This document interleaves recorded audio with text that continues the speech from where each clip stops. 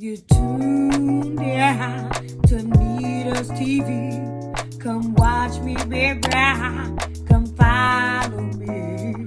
You tuned in to Nita's TV. Come watch me, baby.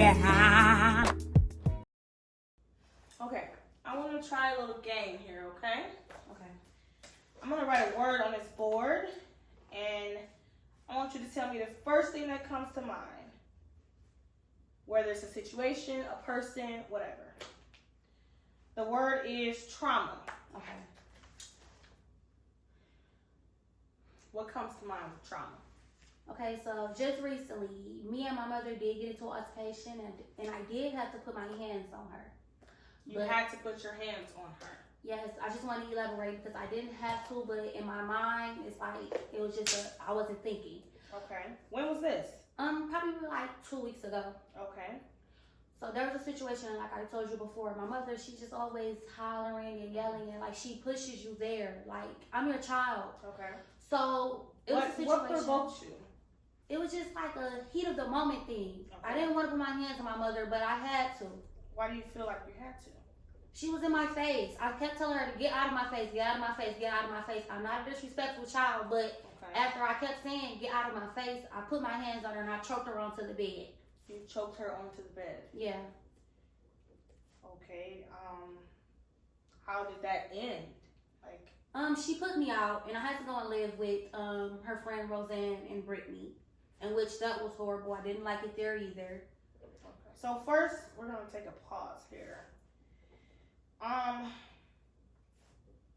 When you choked her out, I'm assuming you felt rage, yeah. Correct? That came upon you, and you feel like you couldn't control yourself anymore, yeah. Right? How did she react after that situation? She was very mad, and she told me to get my stuff and to get out. Okay. Did she verbally curse at you? Or? Yeah, she always curses at me, which I don't understand that either. Was there a point in time she put her hand on you or anything to make you actually grab her physically? So it's times where she just she was in my face and she was going like this and she like, what you gonna do? What you gonna do? Okay. Like, why would you say that to your child? And correct me if I'm wrong, that sounds like a trigger for you. Yeah. Yes. Okay. And yes, I do agree. That can be triggering, You never know when someone's at their breaking point. Yeah, she triggers me all the time. I can just be so calm and so gentle and she still wants to trigger me. Okay. I'm just going to write that here because I will speak to her, but of course not about our situation. I want to get to the bottom of this. And when she put you out, how did that make you feel? I mean, I was somewhat relieved, but then again, it's like I want to live with my mother. I don't want to live with your white friends and her daughter. Like, it's not the same as living with your mother. Okay. And did she tell you to apologize to her? What did she say? She did say apologize, and I did end up apologizing. Okay. How did that go? It was kind of okay. Okay. But it wasn't like me apologizing for her. I did it for myself because that's not me, and I was taken out of character. Just not what you wanted to do. Yeah, I'm not a disrespectful child. Okay. And living with Roseanne and Brittany, it was like, I didn't like it. Brittany is just mad every day, just like my mother, but it's just like it's much worse. Me and Brittany fighting every day. And okay, it's different. Yeah. Okay. So you're comfortable at home in your own Yeah. space. Okay. It's just your mom that triggers you so much. Yes. And she's been triggering you like this all your life that you Yes. can remember? Okay. There's something deeper there. There's something deeper there with her. She's triggering you because she has a lot of trauma going on. It has to be. There's no way. I'm just unsure about it. Like, why do you always have to treat me like the bad child? What did I do for you to hate me so much? Are you the only child? Yes. Okay. Oh, that's another thing. I see that often, Sometimes mothers, either they see themselves in their child or they wish that they did things differently. Or sometimes they even envy their daughters. But she's so unapologetic. Like, anything that she does wrong, she doesn't apologize. And she feel like she does nothing wrong. Unapologetic. I've seen that as well. And, it's way more common in mothers and daughters than sons. There's a lot of studies going on right now, and the statistics say mothers and daughters, they just don't get along. Sometimes mothers are jealous of their daughters, or think the daughter wants to be better than them, and the daughters, that's not the case most of the time, you know?